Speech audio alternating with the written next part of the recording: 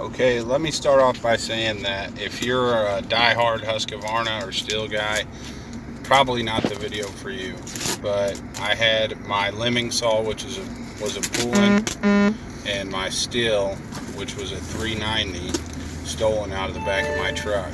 And unfortunately, where I'm at, regionally located, that would have cost me maybe around $800 to replace both of them with the case and the bars and chains that I had.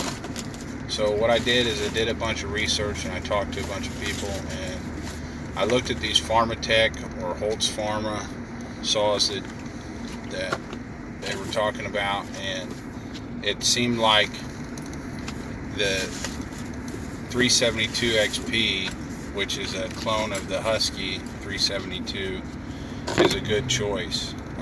Even if you end up having to rebuild it, you can use OEM parts and you're still into the saw for way less than what you'd be into an original or new 372. And I know some of y'all are going to say, hey, well, you could have bought a used one. I couldn't have bought a used one around here for what I bought this one at and rebuild it. It's just the truth.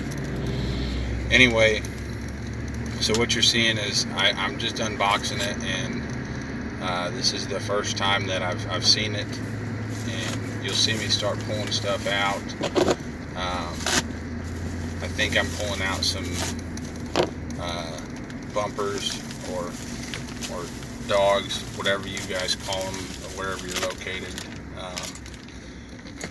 And then I reached back in, and it came with an owner's manual. I've glanced through the owner's manual since making this video. It's pretty well written.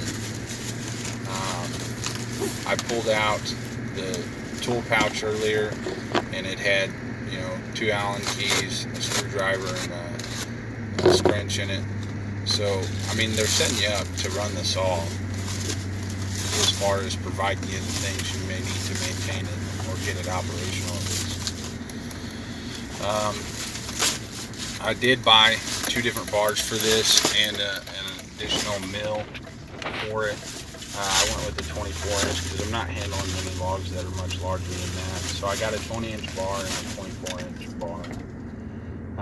And then just a set of chains to go with it. I'll probably end up running Stihl chains or Oregon because that's what's available here where I'm at. But the fit and finish, just initially looking at this saw, is pretty good. It had good compression. There were no cracks or anything that I noticed right off the bat, but I am going to do a further inspection on this saw, and I'll do a more detailed video for those of you that are interested. But this is just the initial review unboxing.